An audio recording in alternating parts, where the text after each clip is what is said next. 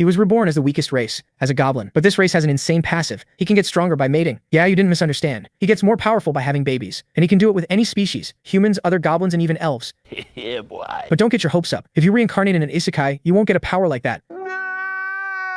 And you better hope you don't reincarnate with titans chasing you. Also, it's not like his life is sweet like honey just because of that. Our protagonist has already been captured, brutally tortured, more crushed than the Patriots in the last Super Bowl, to the point they completely broke him. He grew to hate the human race even though he was one in his past life. But let's go back to the beginning so you can see the taste of this revenge. After the chief died, the goblins fought. They were biting each other's noses, is that even right? They wanted to be the new chief. They even wanted the old prey the chief left behind. They could smell mating in the air. But there was one different goblin, who called himself the guardian of that prey. Suddenly he hears something, and runs to see what's going on. A bunch of goblins were attacking the girl. You know exactly what was about to happen. Boy. When they saw the different goblin, they got furious and attacked. But he took out one of his brothers easily. This goblin had a weapon, and because of that, all the others ran off in panic. The girl thanks the goblin for saving her again. The problem is, he wasn't always a goblin. He was a human named Lintian, but he got taken out by Truck Hun. It's always you, huh, Truck Hun?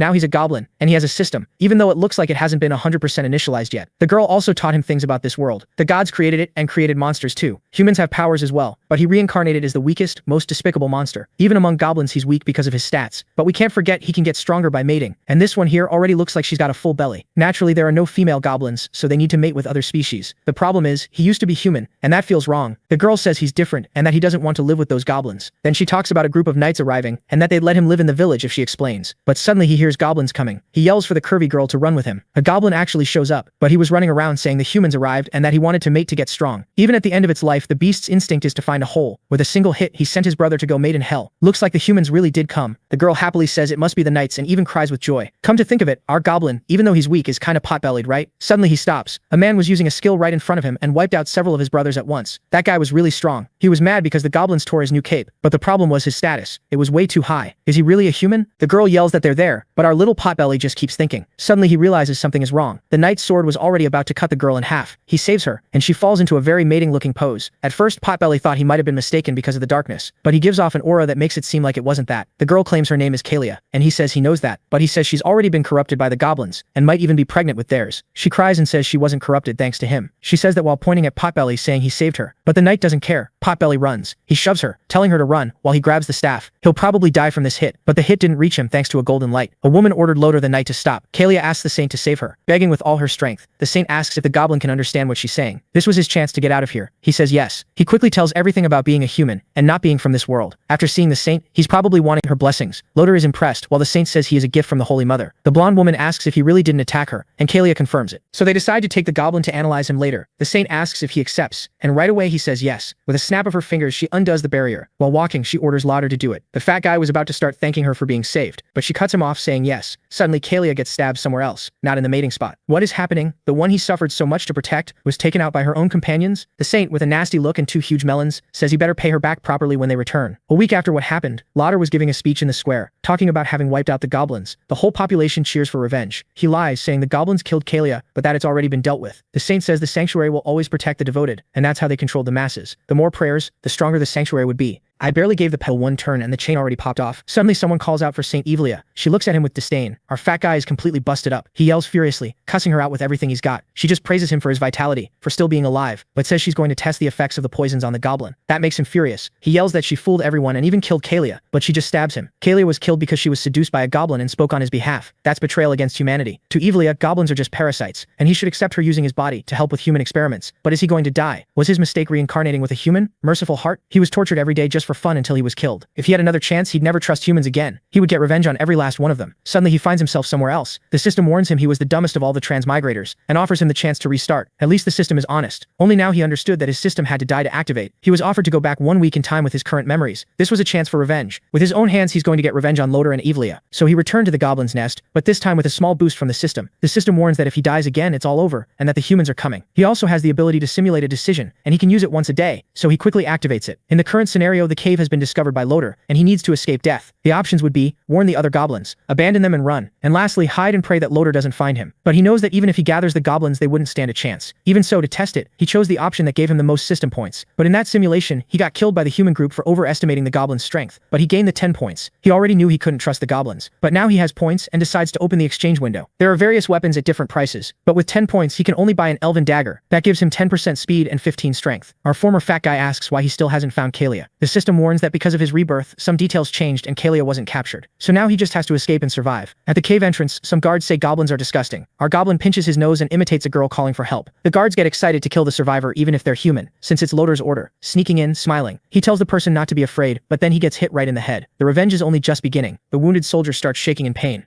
The other guard walks over, asking why he's taking so long, not realizing what's happened. Lintine smiles, thrilled that the plan is working. Quickly, our boy rushes at another guard, his super sharp dagger making the guy freeze, clueless about what's happening. Lintine snaps a punch into the soldier's face, and the man starts to crumple. Fueled by rage and pure agility, the kid leaps on top of him and goes to work. Just like Lintine guessed, the dagger is insanely sharp. He carves a huge cut into the soldier, and the guard panics, collapsing to the ground. Thinking it's over, the soldier asks if Lintine can speak the human language. Then he begs for mercy, pleading with the kid not to finish him. Trying to tug at Lin's sympathy, the soldier pulls out a photo of his family, saying they're waiting for him at home. When he sees the kid hesitate and realizes Lin understands him, the guard calls Tian smart and claims he was only following orders from the Holy Order. Then he tries to buy trust, promising gold and young women, fresh and juicy, all while planning to grab his weapon and strike. Thinking Lintine got distracted by the bait, the guard lunges like a sneaky rat, calling him a stupid beast, but the soldier doesn't get what he expects. With speed and that brutal dagger, Lintine cuts down the sneaky rat before he can even reach him. The kid kicks off the first part of his revenge. Our protagonist is dead set on making the most of his last chance at reincarnation, in a world where humans betrayed him. Lintine feels more and more certain his revenge will succeed. Then he hears Loder's voice nearby and thinks the captain is coming to capture him. He puts his plan into motion and takes the guard's clothes.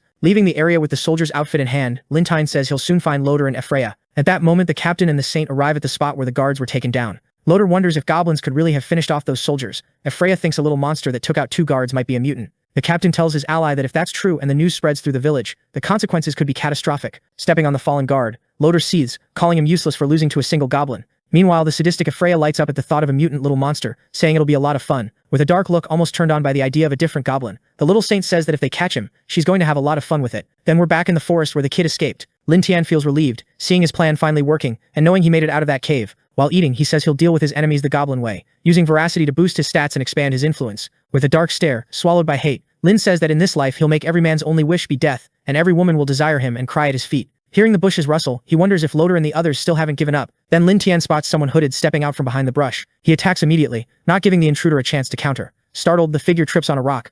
Lin Tian stops short, shocked to see it's a goblin. He can't believe it. He's even more stunned when the goblin speaks, talking and expressing herself like he can. Still, he doesn't drop his guard. Whoever this is, she was hiding. Then something hits him even harder. Lin Tian can't figure out why this goblin has feminine features, because goblins are only male, and that's why they can only reproduce with other species. The frightened female begs him not to hurt her, and says she only came to get water, which makes him suspicious. Lin Tian can't wrap his head around a little monster. Speaking in full sentences, he checks her status and sees something that makes his blood run cold. If a male mates with a female of the same species, he'll become a goblin god. Lin Tian is amazed as he realizes that if he hooks up with her, it could be the perfect chance to become strong enough to face his enemies. Desperate and fearing for her, the girl tells Lin Tian her boss sent her to fetch water, and if she comes back without it, he'll beat her until he's done. She freezes when she realizes a goblin is talking to her and even trying to calm her down. Lin Tian warns her that if she keeps crying, she'll draw Loder and his group straight to them. Still stunned, she asks if he can really speak like she does. He says yes. Lin Tian remembers goblins usually can't speak coherently, which is why she never talked much with the others in her tribe. Grateful, the girl tells him he's kind. She says the little monsters usually hit her and insult her, then asks if he wants to come with her to the village. Lin Tian spots another chance to get stronger. He perks up and asks if there's really a goblin tribe nearby, but he stays cautious. He doesn't know if Loder's group is still on his trail, and finding somewhere safe matters most. Still, with revenge on his mind and power as the goal, he tells her he'll go with her to the goblin village. He admits he's been wondering where he could find subordinates to recruit, and asks her to take him to her tribe. Soon, the village comes into view. When the goblins notice someone unfamiliar approaching, they watch from a distance, curious. Then they start mocking Lin Tian's clothes for looking human, calling him a weird creature. Lin Tian sees an opening to start his revenge plan against this tribe. Determined to earn their trust, he says he's here to join them, and asks them to call their leader. The goblins laugh, saying the chief isn't someone he can see, just because he feels like it. Annoyed, the girl snaps at them, saying Lin Tian isn't a bad person, and telling them not to do anything rash. Then a voice cuts in, asking why the whole tribe is gathered in one place, making so much noise. Lin Tian's eyes light up as the goblin chief finally appears. The leader storms in, furious, demanding to know who's causing trouble in his tribe. Lin Tian quickly checks the chief's stats, then looks surprised. There's a high-level goblin here. The chief turns to the girl and asks if she brought the outsider. She says she did because he had nowhere else to go. The leader looks pleased and thanks her. Then, without warning, the chief orders the goblins to kill Lin Tian and eat him. The girl panics as the monsters close in. Lin Tian yanks out his dagger. He holds the knife up for the chief and the others to see, and says he knows how to make weapons like it. If they let him into the tribe, he can make everyone stronger. The chief, intrigued, orders them to stop. The leader steps closer, hungry for power. He says Lin Tian doesn't seem to be lying, and asks what kind of weapon he can make. Lin Tian puts his plan into motion. He says that if they can find ore, he can forge simple iron weapons, and with time make something even stronger. To seal it, he tells the chief those daggers would let them defeat monsters, even humans. The goblins erupt with excitement, talking about having meat. not needing to hide in the forest anymore, and how they prefer fresh elves. The chief decides to give Lin Tian a chance. He orders the tribe to find iron ore for 3 days so Lin Tian can make the weapons, and says if he fails, they'll finish him off. Then the chief points at the girl. She's going too, and if Lin Tian can't deliver, she'll die with him. After giving the orders, the leader leaves. Lin Tian hugs the girl and mutters that the old guy is cruel, not even sparing his own people. He says he'll have to make some weapons to buy time and get stronger. With that, he moves toward his goal. With a few goblins and his new friend, Lin Tian heads out to search for iron ore as ordered. Then the girl tells him to wait, saying she's exhausted because they've been walking all day. Annoyed, one of the little monsters kicks the girl. Furious, the goblin hits her, calls her ugly, and says if she doesn't find ore, he'll finish her off. She promises she won't complain anymore. The others pile on too, hitting her, calling her lazy, laughing, saying they'll finish her off. Out of nowhere, our boy hurls a rock and nails the little monster who is kicking her. Defending his new friend, Lin Tian tells them he brought them to find iron ore, not to fight. He's fed up too. He already explained what to look for, and if they want to live, they'd better start obeying him. Otherwise, they'll all be finished off by his dagger. The little monsters start trembling. They back away from the girl, muttering that the guy will finish them off with iron weapons. Then they threaten him instead, saying when he's done, the chief won't forgive him. Lin Tian's stomach tightens. They're right, even if he completes the task in 3 days, it's only a matter of time before he gets finished off. He looks at the girl and remembers something. If a male goblin mates with a female of the same species, he'll become a legendary divine goblin. Seeing her shaking, he tells her not to cry and calls her Lula. He steps closer to calm her down. Lin Tian cups Lula's face and asks if she wants to stay with him. If she agrees, he'll protect her, give her food, a warm place to live, and she won't be attacked anymore. Determined to get stronger, he says he always keeps his promises, but they're too weak to fight and he needs her help to get stronger. Lula, excited at the chance to stop being beaten by those horrible little monsters, asks how they could get stronger. Lin Tian tells her that if she's willing to have children with him, it'll make him stronger, and then he'll keep his promise to protect her. Confused and embarrassed, Lula admits she's never mated with a male. Lin Tian tries to reassure her. If she agrees, she won't need to worry. He'll take care of the rest. Then something unexpected happens. Lin Tian leans in and kisses Lua. He takes her hands like he's starting some playful game. Willing to help her friend get stronger, Lua begs Lin Tian to let her have his babies. When he tries to have children with her, the system tells the reincarnated guy they'll have 7 children, and that this will increase his level cap. It also says that because of the increased cap, he receives +9 attack, +100 HP, and +10 defense. Lin Tian's physique shifts completely. After the upgrades, he checks his strength stats. Muscular and thrilled, he says he didn't just level up, his body changed too, and now they'll have a better chance of defeating the goblin priest. Right after that, he takes off the clothes that don't fit anymore. He comforts Lua and tells her that now she belongs to him, and he'll protect her like he promised. Lua looks at him with love and calls him kind. Then they hear screams and cries for help from the goblins searching for iron ore. A huge magical wolf bursts out, attacking a little monster running for his life, clutching something in his arms. Lin Tian's surprised they actually found iron ore, but they found trouble too. Keeping his promise, he tells Lua to wait while he heads toward the magical wolf. The beast is about to devour the little monster. Lin Tian charges straight in. With his sharp dagger and new strength, he strikes the wolf in the neck,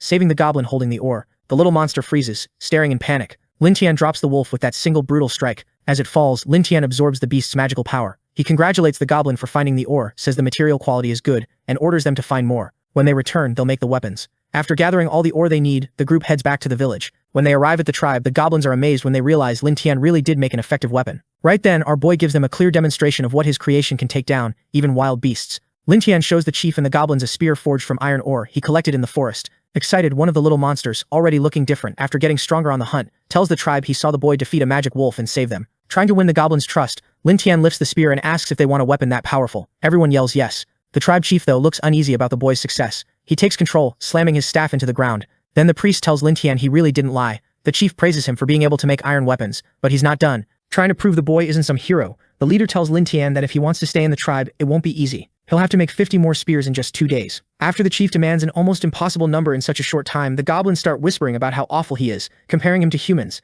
Lin Tian meanwhile looks pleased. His plan to win over the little monsters is working. To the leader's surprise, our boy delivers all 50 spears right on time. Lin Tian tells the chief the weapons are finished and delivered, and the goblins celebrate his success. Seeming happy to see him pull off the near impossible, the leader praises him again. Then the priest announces everyone will eat meat to celebrate Lin Tian joining the tribe, sending the little monsters into a frenzy. Everything is going exactly as the boy planned. Everyone's thrilled for a big meat feast. That's when Lua hands Lin Tian a piece of roasted meat, saying it's especially for him, an offering from the priest himself. Our boy accepts it and starts eating the tribe leader's gift. Then something goes wrong. Lin Tian starts to feel sick. Worried, Lua asks if he's okay, as the boy chokes after swallowing the meat. The tribe chief quickly approaches, and the girl freezes in fear. The treacherous leader sneers, calling Lin Tian stupid for trusting him. He says he knew the boy was ambitious, and that challenging his authority will only get him killed. Then the chief puts his hand on Lua's head, holding the girl, convinced Lin Tian is too weak to protect her. The priest asks the boy if he really likes that female. Seeing Lin Tian cares about Lua, the leader tells him to enjoy watching her throat get cut, calling her a traitor. Determined to make an example of her, and teach Lin Tian a lesson, the chief says he'll do it so the boy never shows off in front of him again. It looks like Lua's end has come, right there in front of the priest's sharp claws, but then Lin Tian stands up. In a flash, he strikes the chief's arm, shocking everyone and saving his companion. The leader, so confident a second ago, turns pale. trying to understand how the boy, supposedly weakened by poison, could move like that. Sarcastic, Lin Tian mocks the old man, calling him stupid and treacherous for falling into his trap. He tells the priest he already knew he'd try to poison him, and he only played along to make him believe it worked. Realizing he's been fooled, the old man explodes with rage, missing an arm and desperate to finish Lin Tian. The leader charges. Our boy squares up, ready. Quick and agile, Lin Tian slips past the attack and lands another blow on the tribe chief. Now it's the chief who looks finished, and Lin Tian, with his super sharp dagger, is the one who will end it. After dodging the old man's strike, our boy counterattacks and cuts off the treacherous rat's head. Just like that, the old goblin's tyranny ends. The moment their leader is decapitated, the little monsters panic, unsure what happens next. Lin Tian steps toward them, and they shrink back, fear rising with every step. Then he says what matters. From that moment on, Lin Tian declares he is the new leader of the tribe. He tells the goblins he'll lead them to attack the elves and the humans. Raising his powerful dagger, our boy promises them they'll have meat forever under his rule. The goblins go wild over their new boss's promises and start cheering. Lin Tian points at the old man's body and offers it to his soldiers as a celebration gift. Before long, the little monsters swarm the dead traitor. Mindless and starving, they devour the former leader, executioner. Lin Tian stays cold and determined. Taking over the tribe is only the beginning of his revenge. Next, he'll make the elves raise a stronger generation for his tribe. But something is watching, slipping through the bushes. A beautiful elf spies from the forest's edge, horrified by what she's seeing. Nearby, a strange structure sits high in a tree, with goblins hanging from it as a warning to intruders. A girl brightens when she sees her princess has returned. The spy is an elf princess. The girl asks her to wait because the matriarch is busy, but the young woman insists she has an urgent report. The princess pushes open the door to her mother's chambers, saying she has something important to report about the magical eastern forest, and walks into something she didn't expect. Inside, Kasana finds the curvy queen being courted by several male elves. Kasana freezes, mortified to catch her mother fooling around while danger closes in. Before Kasana can back out, the queen tells her to wait and asks what could be so urgent that she barged in like that. Kasana repeats that she has an important report about the goblin tribe in the forest. Curious and arrogant, the queen scoffs. What could possibly be so urgent about weak, filthy creatures? Kasana tells her she found a big black bear eaten in the magical forest, and she doesn't believe goblins could have killed it. She adds that a few days ago she saw the old leader of the little monsters tribe get finished off by a mysterious young man, and she wonders if it's connected. But her mother only seems to care that there's a new chief. Still arrogant, the queen orders Kasana to take elf soldiers and organize an operation to deal with the possible threat and not to kill them all at once. Stroking a male elf as she speaks, the curvy, beautiful leader explains that goblin hearts are valuable ingredients for potions used by the tribe. Kasana, burning with embarrassment, says she understands the importance of keeping some little monsters alive. Then the naughty queen tells her daughter she's worked hard lately, and as a reward she'll give her an elf to satisfy her, or if she wants she can choose even more. Kasana, completely flustered, leaves, saying she'll investigate at night and return to report if anything happens. Back with the goblins, they plan the attack. Using branches as markers, they make a map and tell Lin Tian the Forest of 1,000 Wonders has about 30 houses in the trees. Pleased with the work, Lin Tian tells his best soldier that when they conquer the elves, he'll get 2 elf girls as a reward. The goblin practically shakes with excitement. Fired up by the promise, Lin Tian's right-hand man says he'll order the others to prepare the weapons. Lin Tian starts putting his strategies into motion. Using the intel, Lin Tian calculates 2 elves per house, 70 total, including 10 in the mines. Wanting to make his tribe stronger, he announces that from now on, they'll hunt in the magical forest. The goblins erupt with excitement.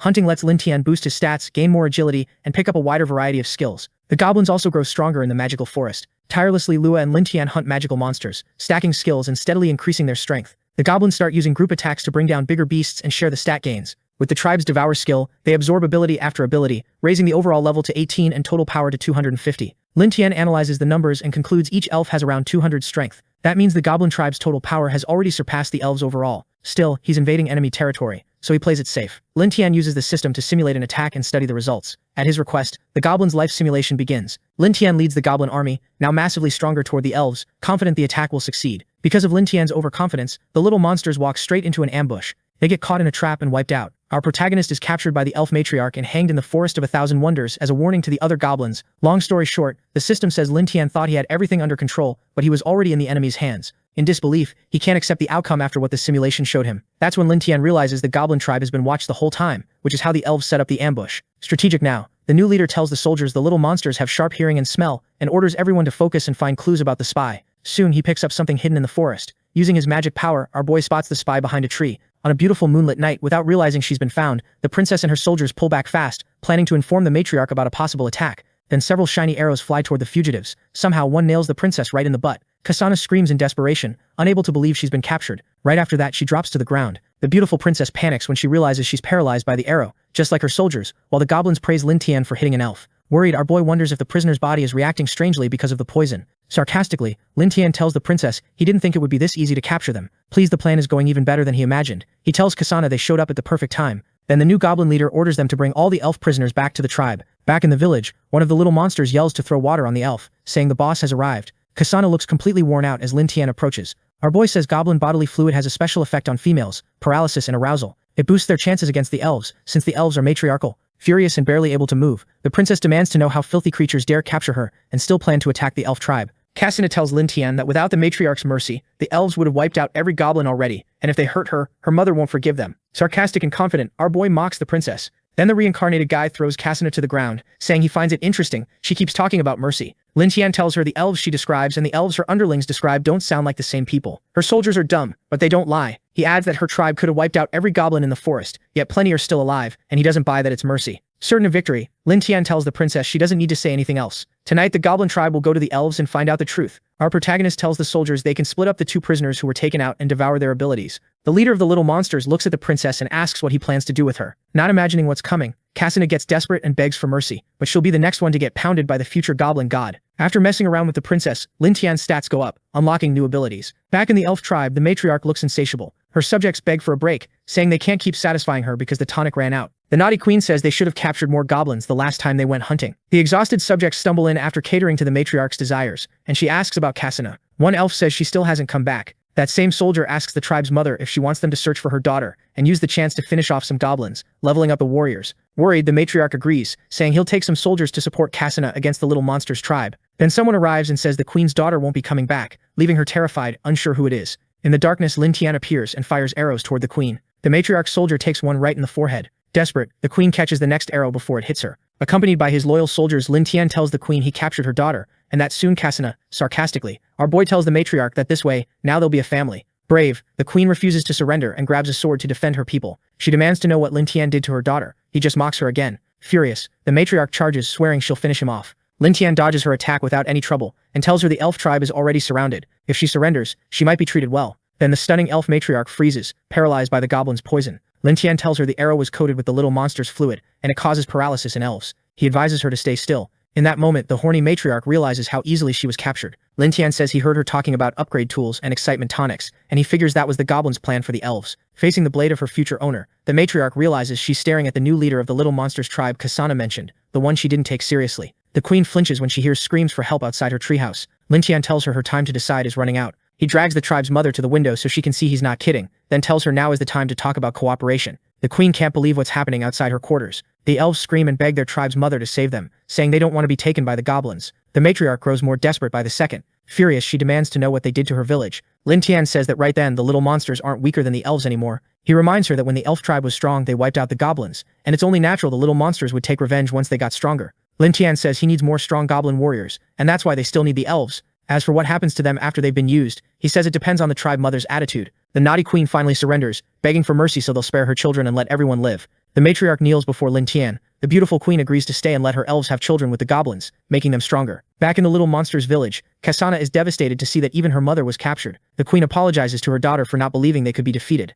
The matriarch says that right then only defenseless women and children were left to preserve the elves' bloodline. Then she adds that all the elf girls had already played with the goblins. Trying to calm her daughter, the matriarch says that from that moment on they can only survive inside the little monster's tribe. Lin Tian tells the queen and her daughter he'll take care of them all and give them 3 meals a day. But if they have bad intentions, they shouldn't blame him for being cruel and finishing them off. Thinking about what's best for everyone, the matriarch says she got the message. Then the queen tells Lin Tian she has a request. She says they're all her children and asks if he can take care of them. Right then Lua shows up, struggling to handle so many elven and goblin children. Lin Tian understands the matriarch is like this because of the infinite maternal love attribute elves have. Lua calls for the tribe leader, saying she can't take care of all those kids alone. So Lin Tian grants the matriarch's request and lets her take care of the elven children, confident those babies will bring considerable strength to the tribe in the future. With the goal of getting stronger, our boy uses the system to view his status. Looking over the stats, Lin Tian wonders if his qualification has already been unlocked to the highest level, because recently the values he got were converted into attributes. He concludes that right now he just needs to keep having children to directly increase his power. He looks over his tribe and sees everything is going according to plan. Lin Tian is sure his current strength is already enough to finish off Lopoloder.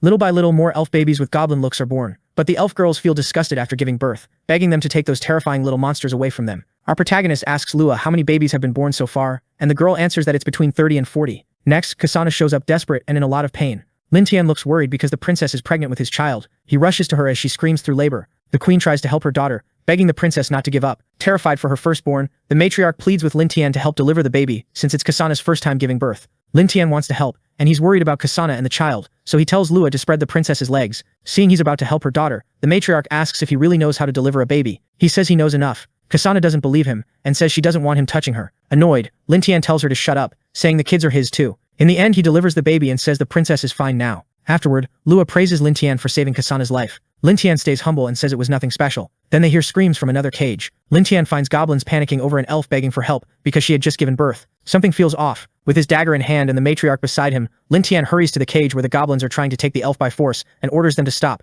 He warns them to wait until the females recover completely or they'll face consequences. He also orders that from then on, each elf will get an extra portion of fruit on top of the usual. Stunned, the matriarch says he's different from ordinary goblins. Lin Tian tells her the better they behave, the better the treatment will be. Again, Lin Tian uses the simulation to see what his revenge plan looks like after that. It says that after a lot of effort he wins over the elf tribe, gets all the elf women pregnant, and they give birth to goblins with stronger attributes. As the village numbers grow, Lin Tian decides it's time to get revenge on Loader and the others. He sneaks into Brighttown alone and finds the group. After the simulations, the system gives him 3 options, each with a different score tied to its ending. Lin Tian wonders if he really found them, and remembers his current strength is basically the same as Loader's, so he can't underestimate Loader's companions. Believing his attributes are enough to defeat the Lord, Lin Tian chooses option 1, going alone against them. The system says Lin Tian finds Loader, and nearly finishes him off, but then the captain's master appears. The human sword saint saves the Lord. Lin Tian gets taken out by the one who saved his enemy, and afterward the group returns to the capital, and is never seen again. Against the sword saint, there's no chance to escape. Lin Tian will have to be more careful from then on. Lin Tian is stunned by what the simulation shows, trying to understand why someone that powerful would show up in such a small place. He looks at the matriarch and becomes even more certain he needs to hurry and max out his strength. He doesn't see another way, so he decides to act. Lin Tian tells Lua he needs to go into human territory for a few days, and she'll be in charge of the tribe. The queen worries he'll get taken out. Lin Tian tells the matriarch she knows about his feud with humans, and unexpectedly the elf's mother says she can cast a stealth spell on him. Satisfied, Lin Tian tells her that's exactly what he was hoping she'd say, excited by the sudden help. He tells the matriarch he didn't expect her to care about his safety. She says she's only afraid that if he dies, the goblins will be left without a leader. Thinking of her people, the queen reminds him all her children are in that village, and if he comes back alive, everyone will be safe. Lua and the matriarch promise they'll take good care of the tribe while he's gone, as Lin Tian heads toward his goal. Now in Brighttown, people walk, soldiers move through the streets in calm, steady patrols. Looks like a full security team has the area locked down. Seeing that many troops, Lin Tian can't help wondering if the Sword Saint has already arrived, but he's been gathering info all day, and he hasn't heard a single word about her. Still, all this patrolling feels off. Then Lin Tian notices a crowd heading the same way. He follows and finds people gathered around a board showing the adventurer team rankings in Bright City. Lowser sits at the top. Lin Tian narrows his eyes. Did Lowser get stronger just by taking first place?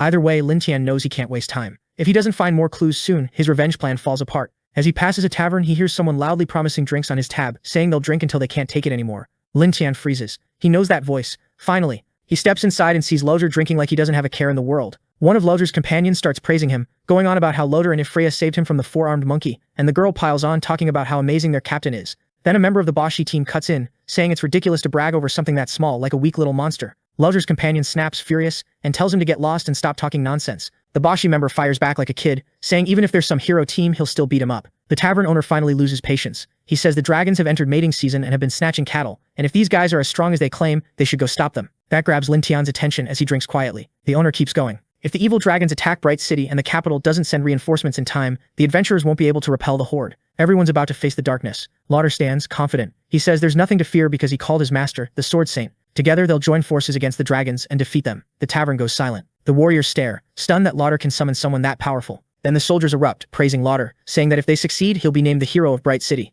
Lauder raises his voice and says he'll buy drinks for everyone as a pre-celebration for the Sword Saint's arrival and for wiping out the dragons. Lauder Tan takes it as his opening. If beasts are coming to the city, he can use that chaos to strike. He turns and leaves. Lauder notices him heading out even after the offer of free drinks. He calls out, asking if Lauder Tan isn't going to stay and drink. Lauder Tan doesn't even pause. No, cold and direct. He tells Lauder there will be more chances in the future. Lauder frowns, confused. Who turns down free drinks? Bright City is decorated from end to end, waiting for the Sword Saint's arrival. Soon, Lauder approaches his master, who's meditating in a temple. He reports that the evil dragon's hovering distance is getting closer and closer, and they'll probably attack the city soon. At his words, his master grips her weapon and rises. The Sword Saint asks how the task she gave him is going. Lauder answers that the 10 dragon hunting ballistas were built according to her plans. She warns him that if anything goes wrong, his reputation will be on the line. As they leave the temple, they run into a crowd. People can't believe they're standing before someone so majestic and powerful. Thinking ahead, the Sword Saint tells Lauder this is a special moment. She asks why everyone is just standing around and orders them to prepare for battle. And right on cue, something approaches Bright City. A massive flying beast appears, already clutching a resident in its claws as the streets explode into panic. The Sword Saint's eyes sharpen. That's a scout dragon. She says when it shows up, the full dragon horde follows soon after. She orders Loader to take his companions and follow her to the walls. Elsewhere, a goblin rushes to Lin Tian and tells him a dragon has arrived in the city. The little monster says he went to check and there are soldiers crowd the wall, asking what they should do. Cold and calculating, Lin Tian says it's time to attack. The enemy is almost here, so for now, they wait. Like a true strategist, our protagonist, along with his high-level goblins, decides to enjoy the show. Several dragons fly straight toward the shining city, but a beam of light suddenly slams into one of the flying beasts, right in the wing. Loder and Ifreya stare, shocked by what those weapons can do. The Sword Saint, after striking the dragon and demonstrating the crossbow, asks a soldier if he understood how to use it. The soldiers ready themselves and fire with the weapons the master provided. The flying beasts start dropping one by one, pierced by the crossbows. The warriors cheer at how effective the weapons are against dragons, but then something else draws every eye. Something terrifyingly powerful approaches the shining city. People collapse, clutching their heads, saying it hurts. Loder and Ifreya go pale, like they already know what monster is coming. Then the golden-purple mother dragon appears. The soldiers freeze, muttering that those weapons won't be enough to defeat her. Eyes locked on the city, the beast looks furious.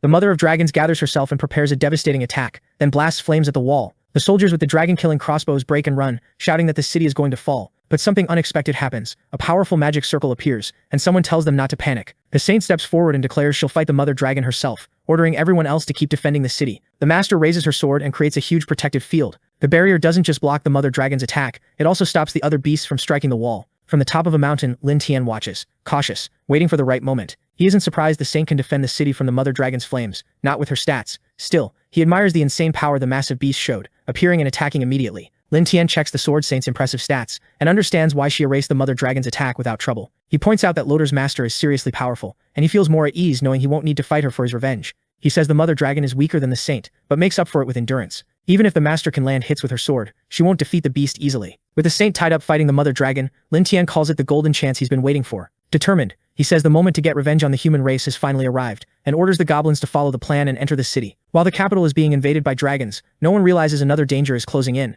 Loder says the flying beasts are hard to deal with, but he has to thank his master's teachings. Thanks to his teacher, the captain says he's now a dragon slayer. Then to Loder's surprise, a resident sprints up in a panic, screaming that goblins are invading the city. We see the captain's team still fighting dragons, and Loder insists the little monsters are dumb, but he doesn't believe they're stupid enough to attack the capital. Then another resident comes running, with several goblins right behind her. Seeing the little monsters for himself, the captain realizes he's in trouble. Like a true hero, Loder orders his companions to handle the remaining dragons, while he and Ifreya take out the goblins. A little monster spots the capital's heroes and bolts. Furious, Loder yells for them not to run, but the goblins plan that escape. And just like that, Loder and Ifreya are captured by the little monsters, exactly as Lin Tian intended. The captain's companions shout that they're coming to save him, but they can't get close with so many goblins surrounding them. Then the vengeful Lin Tian appears without the warriors noticing. Right in the middle of the fight, Loder tries to warn them about the danger behind them, but before the warriors can even defend themselves, Lin Tian takes two of them out easily with his super sharp dagger. At that moment, Loder and the Holy Maiden are desperate when they seeing a goblin take down their companions with that kind of agility. Our boy strolls up and sarcastically mocks the two prisoners, saying he can't believe they got captured so easily. Brave and furious at his warriors getting taken out, Loder yells that he's going to finish off all the filthy goblins.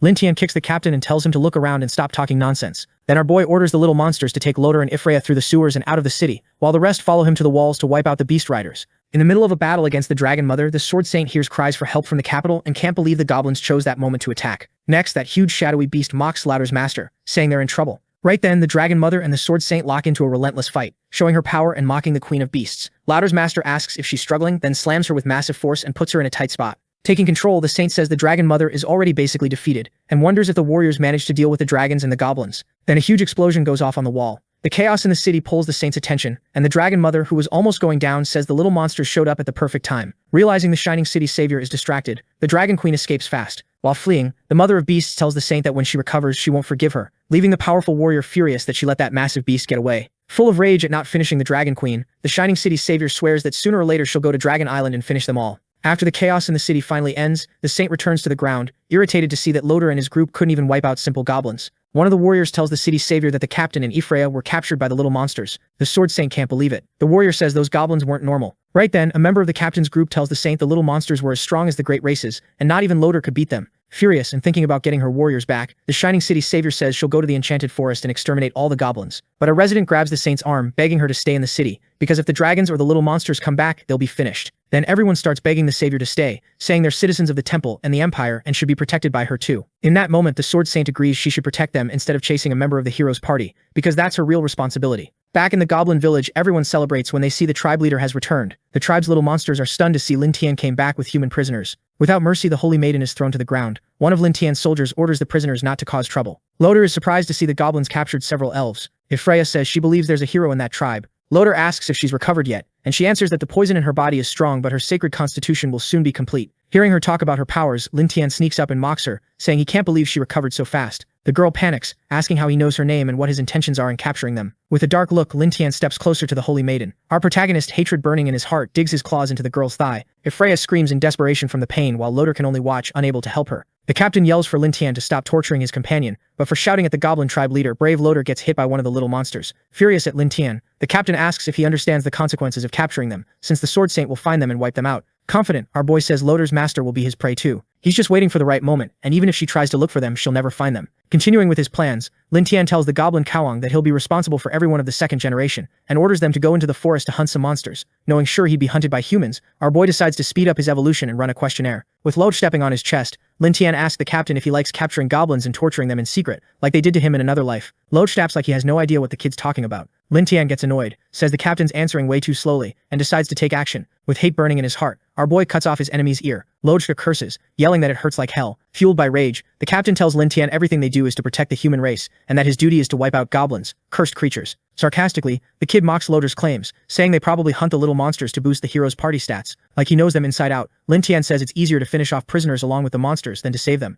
and asks how many humans have already died because of that justice. Loader looks genuinely shocked by the accusation. If Freya, already worn out, can't believe it either, wondering how a simple goblin knows so much about what they do. Consumed by hatred, Lin Tian tells them both that unlike them, he doesn't need to pretend. Since he's an evil creature, he's going to teach his enemies a lesson. With barely any strength left, if Freya asks Loader to save her, then the girl starts begging for mercy. Loader panics when he sees his companion being tortured. Lin Tian tells the Holy Maiden he's going to throw her own words back at her. The lesson is only beginning, so she better hold on tight. Next, our protagonist grabs the prisoner by the neck and says he wants her captain to watch what's going to be done to her. Darkly, Lin Tian hands Freya over to the goblins and says he wants to see how much she can take after everyone tortures her. Loader can't believe it, he's really going to be forced to watch his companions suffer, unable to help. The little monsters start closing in on the Holy Maiden, just like their leader ordered. One goblin walks up and tells another it's his turn to stand guard over the prisoner. The guard says Lin Tian ordered them to keep her alive. We see how weak Freya has gotten after all that torture, and the guard says she's still fine, just like ordered. Loader tells his companion to hang in there. The girl, barely holding on, tells the captain not to worry because she isn't suffering. The guard shuts the prisoner down, saying he has no right to speak, and steps on his head.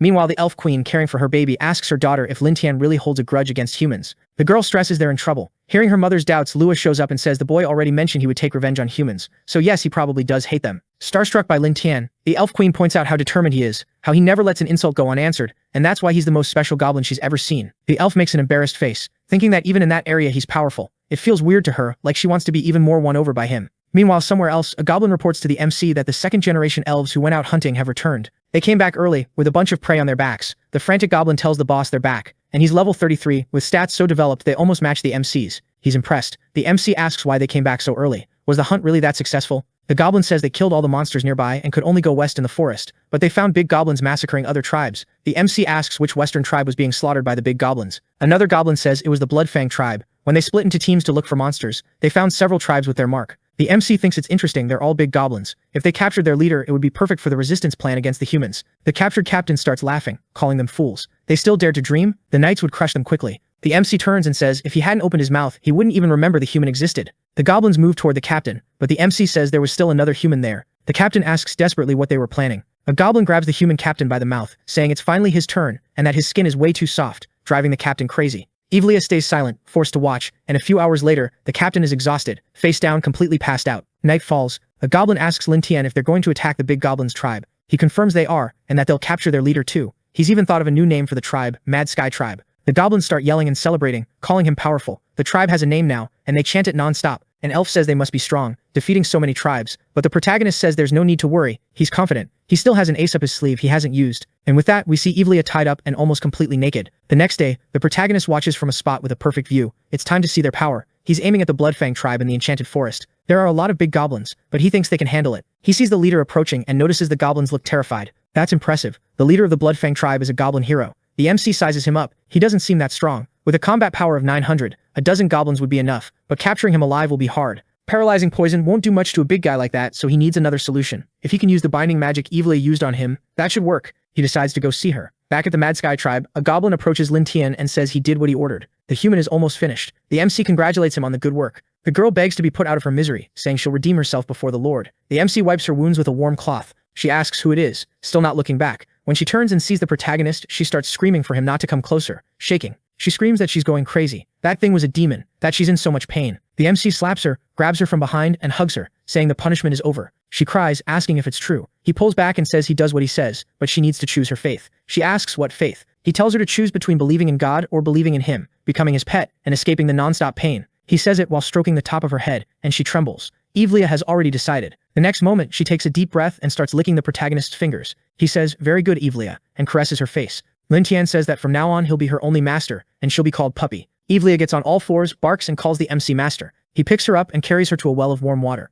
He takes off her clothes and bathes her. The pleasure makes her say she'll do anything for him because he's good to her. He says that's perfect, and keeps bathing her. Then the protagonist says he wants to see Evlia use the holy light imprisonment skill. She asks what that is. After the bath he shows her a book and she asks if the holy prison is that thing in there. Evlia focuses and starts a prayer. Her body lifts slightly as the power channels through her, and then a gigantic prison appears in front of her. The MC is impressed by her power. They walk through the tribe's prison. The captain senses them and starts yelling for Evlia to attack the MC and heal his body as fast as possible. The MC says she gave herself to him willingly. The captain doesn't believe it. She's the daughter of the leader of the Holy Church. She wouldn't give in that easily. The MC orders her to kneel and say she's doing all of this of her own free will. She obeys immediately, kneeling and smiling at him. The captain gets desperate at the sight. He leans toward the bars, smiling and drooling with hatred, saying the MC's actions will make the goblin race disappear from the world. The only purpose of the goblin's existence is to be wiped out by humans. The Holy Church would eliminate them all. Lin Tian hadn't expected Evlebe's identity to be that, so he thanked the captain for the information and told the goblins to give him a hard time. He called Evlebe and told her to get out of there. Now it was time to handle other business. As they left, the MC said they were going to take control of the Blood Prey tribe.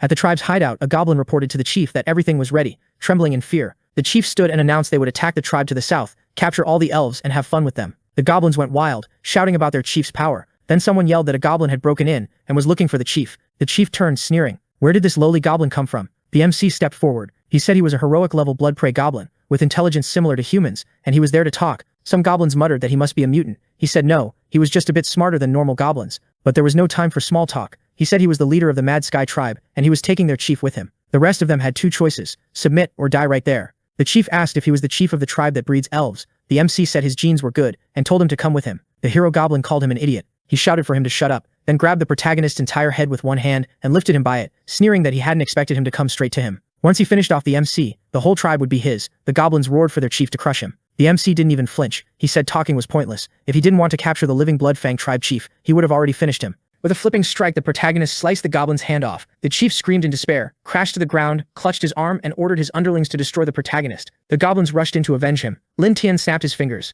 Come out now. A knife punched through a Bloodfang goblin's chest. Mad Sky goblins shimmered into view, emerging from their invisibility skill. The enemy goblins shouted, asking how they could appear without making any noise. The MC's servant answered, silent steps. Then he yelled for them to wipe out all the Blood Prey tribe goblins. That was the chief's order. Panic spread. Warrior goblins were everywhere. Everyone had walked into the MC's trap. He'd used the negotiations to keep their eyes on him and leave them exposed. The goblins were no match for the chief, so he tried to run. Even as he fled, he screamed that he had to kill the MC first, then charged back in to punch him. The MC stood with his arms crossed and only said one word, Evilea. She began casting Holy Light Prison. A glowing cage snapped into place, trapping the hero goblin. He froze, confused. It was a light spell, and goblins couldn't use light magic. Then, full of hate, he saw something that shocked him even more. Evilea knelt at the MC's feet, calling him master. He praised her, saying she was a good girl, and that she'd gotten even stronger after switching to his side. She thanked him for the praise. Time passed. The hero goblin hung chained in light magic, cursing the MC as a bastard, while Lin Tian told him to be a good breeder. Back at the tribe, the goblin chief was chained to a rock. The MC said taming him had taken a lot of work. He wiped his knife clean and said he was done. Now the chief wasn't a threat anymore. The captain was impressed they'd captured a hero goblin, and wondered how Lin Tian pulled it off. Lin Tian spoke to Lujia. He told her to let the other goblins handle the artificial insemination task. She only needed to supervise. She said she would. He handed Evilea over to Lujia and said she was under her care now. Lujia agreed. Then he told the elf queen to help him prepare, because he was going to meet a friend. She asked if it was really a friend. He said yes, an extremely important friend. Judging by Lujia's arrogance, the human forces would arrive soon, and they might not be able to face them. So it was time to visit the Dragon Mother. Dragon Island was at least 100 kilometers away, and the fastest way to get to Dragon Island was to lure a dragon over. The MC left several dead oxen on the seashore. With that much blood in the air, a dragon would show up soon. He hid inside one of the carcasses, like Luke Skywalker keeping warm on Hoth. The dragon swoops in, grabs the oxen in its claws, and takes off at full speed toward Dragon Island. When it arrives, it drops the oxen into a hole. They slam into the ground. Somehow the MC doesn't turn into ground meat from the fall. He crawls out of the carcass and realizes the dragons don't hunt just for themselves. Now he just needs to find the Dragon Mother. Something speaks from behind him about something weird mixed in with the food, and it freaks him out. A purple dragon steps forward and says she recognizes him. He was the goblin boss who attacked the Tribe of Light the other day. Why was he sneaking around on her territory? Did he think she couldn't eat him? The MC tells her to wait. He wants to propose a deal. The dragon finds that interesting. A little goblin offering her a deal, and she starts transforming into her human form. The female dragon says if it's something nice, she might decide not to eat him. He tells her she wants revenge on the Sword Saint too, so he proposes an alliance as payback for him freeing her the other day. The dragon's impressed that someone so inferior would dare go up against the Sword Saint. It makes her curious. She's almost twice his size, stands next to him, and asks how he plans to defeat that woman. He says it's simple. Send her dragons to harass the Village of Light every now and then. She asks about them. What would the goblins do? What can a bunch of little goblins do to challenge that crazy woman? What's his plan? She lifts a finger under his chin and says facing the sword saint head-on won't work. He says they have to attack her mind. Breaking her spirit is the best way to defeat her. The dragon mother laughs and says she gets it. Using the goblins to wreck things without losing any of her soldiers sounds way too perfect. The protagonist asks if they have a deal. She says yes, and admits she didn't expect to meet a goblin as clever as him. The more she looks at him, the more she likes him. She licks her lips and asks if she should give him a little reward. The MC freezes, realizing female dragons are in mating season. The dragon mother also realizes his body is way too small for her. Since that's the case, she'll give him another reward first. She looks ahead and asks which one she should choose. Back at the Crazy Sky tribe, Loader is crucified in the middle of the tribe, with heavily armed goblins nearby. He's been there so long and the guard still hasn't come to rescue him. If he doesn't escape soon, he's going to lose it. But he has no idea how to get out. He remembers goblins aren't very tall. If he could reach a higher spot, maybe he'd have a chance.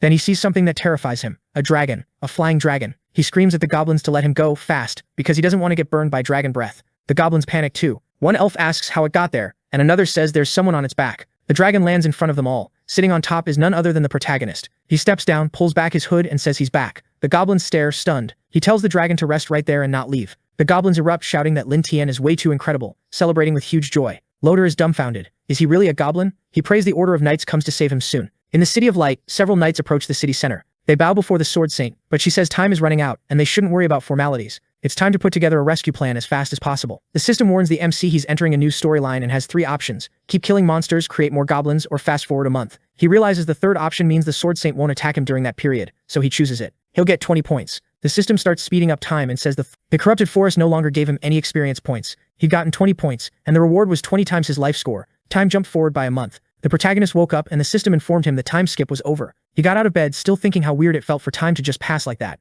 The system congratulated him for reaching level 50 and earning a total score of 1000. His stats had risen a lot, but his overall strength hadn't. Lua burst into his room, yelling that all the newborn goblins didn't make it. It completely wrecked him. He ran out with the goblin woman. The elves were holding the babies who'd already passed on, crying over their bodies. The protagonist asked how it happened. He grabbed an elf and asked if anything had happened. She said she didn't know what went wrong. Only 3 newborns were left, and they were terribly weak. Louder started laughing, calling the goblins brainless idiots for thinking they could raise a powerful generation. The protagonist said it sounded like he knew why the newborns were lost. Louder said the higher a goblin's level, the harder it was for the pups to survive. He couldn't rule the world with a reproduction skill. The MC thanked Louder again for the valuable information, even if it came way too late. He turned his back and told the goblins he was all theirs, but they shouldn't finish him off too fast. The goblins thanked him for that. Louder yelled that he was cruel, that he'd become a vengeful spirit and never forgive him. The MC thought it was too late to raise a new generation of heroes, but they needed them to fight the Sword Saint. Without them, it would be tough. He started wondering how he could evolve the goblins quickly. Right then the dragon landed behind him. She walked up to the MC like a cat and started rubbing her head against him, and he wondered what was going on with her. The dragon was entering a transformation state while she was in heat.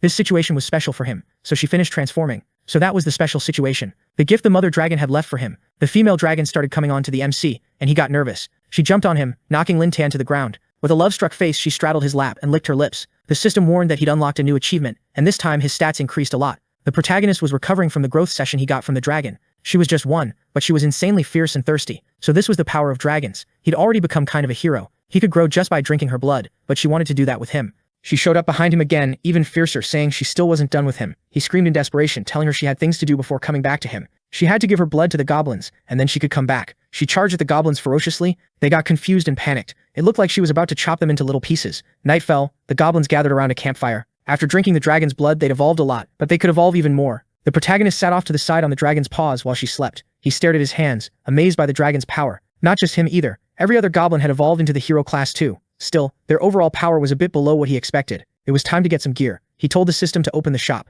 While he looked through the items, he thought that as the leader of the hero tribe, he had to be strong to keep his authority. The system showed he had 180 points to spend, enough for advanced practical equipment. He spotted an elemental crossbow that absorbed elements and could fire elemental arrows. It was small, perfect for long-range attacks. He also saw a skill called Unarmed Defense, which let him parry 3 weapon attacks while unarmed. It cost 80 points. The skill was powerful, the kind that could save his life in a showdown with the Sword Saint. He decided to buy both. The system said the exchange was completed successfully, and both the item and the skill were in his inventory. The MC wondered out loud how these weapons would work in battle. He wanted to test them on someone right away. Then he saw Loader and called out to him. Loader wore a desperate look, already imagining what this was about. The protagonist told him he was the perfect candidate. Loader asked what he was going to do now, and just like that he became the first to experience how powerful Lin Tian of the heroic species was. Someone in the magic forest, a human witch, screamed for help while her companions scoffed that insignificant creatures didn't interest her. She'd rather be with the Sword Saint, hunting dragons. A third adventurer said the mother of dragons was way too big a problem anyway, and this job was easy. He finished by saying they shouldn't waste the chance Loader had given them to earn glory. The witch noticed something up ahead and warned the others. They readied for battle.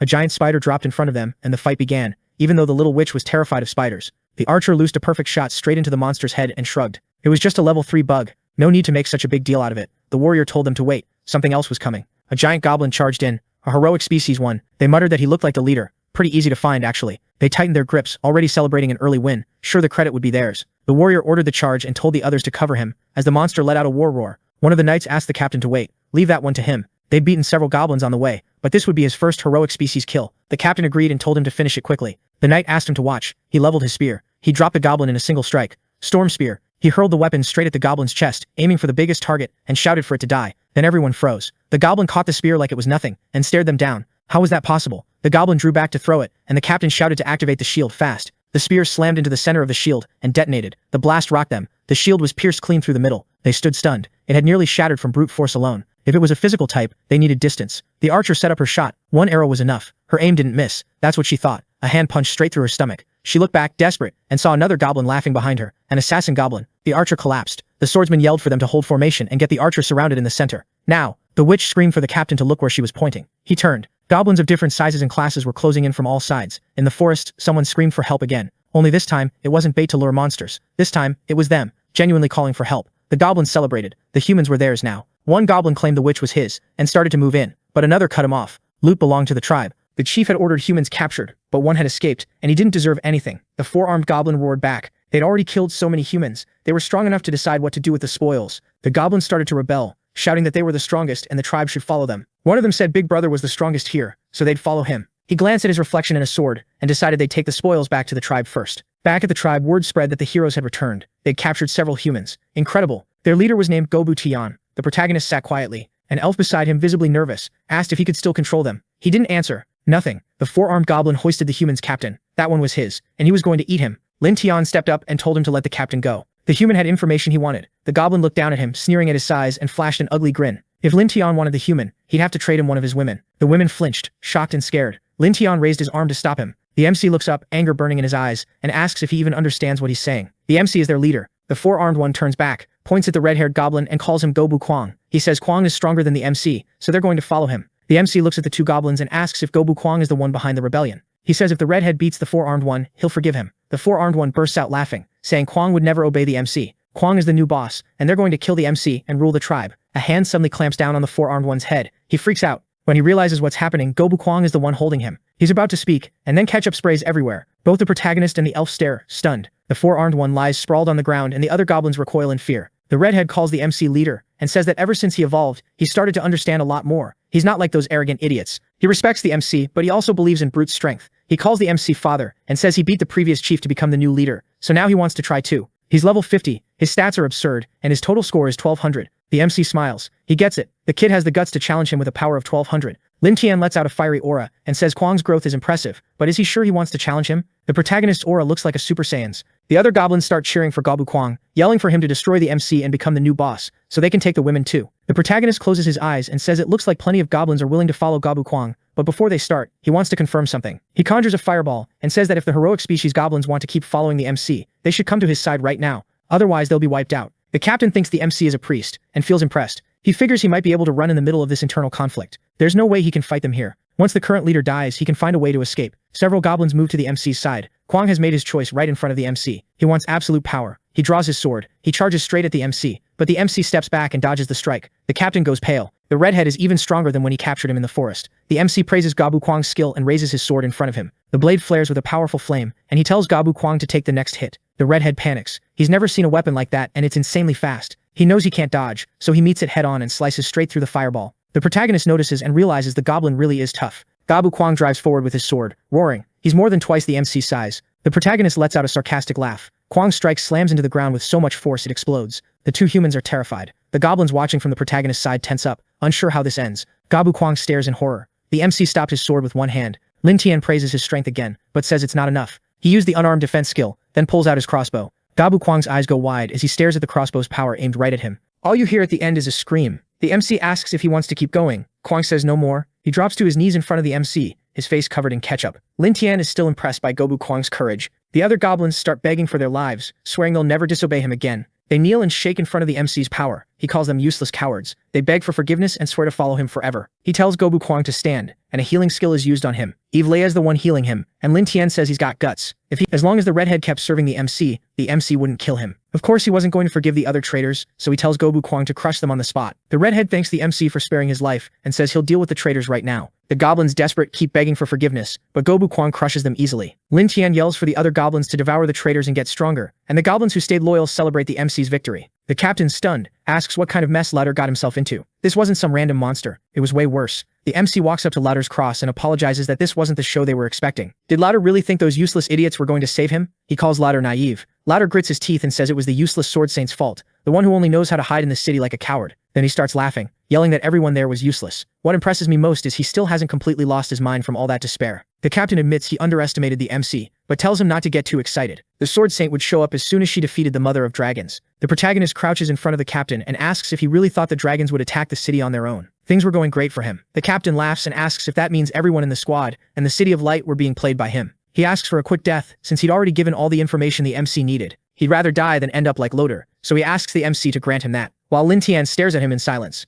The MC says he'll grant his request. Someone yells, Sword Saint, and she wakes up with a start. Sitting up in bed, she asks what the rush is. The dragons had been defeated. Did the knights come back? The knight says yes, but starts stammering. She tells him to stop stammering and say it. He says only one person from the squad came back. The others were wiped out. The Sword Saint jumps up in shock, still in lingerie, and I've got to admit that was way too nice to look at. Now fully dressed in her armor, she heads to the infirmary to see the survivor. He's still in terrible shape. She asks how he got hurt and what happened to the other knights. The adventurer says they ran into a group of goblins from the heroic bloodline and begs her to go save his companions as fast as she can. Nearly passing out, he warns her to be careful because the goblins are abnormal. Then he finally stops talking. The healer yells for him to hang in there, and someone says it can't be just a bunch of goblins. A knight snaps that he doesn't care about bloodlines. They'll be exterminated like the lowly worms they are. The Sword Saint tells him to wait. Dragon invasions have been getting more frequent. They could attack at any moment, and she can't hold all of that back alone. She orders part of the troops to be sent out, and reinforcements requested to protect the City of Light. When the time was right, she herself would wipe out the goblins and the Dragon Mother. The knight tries to protest, and the mage asks if they have any chance of coming back alive.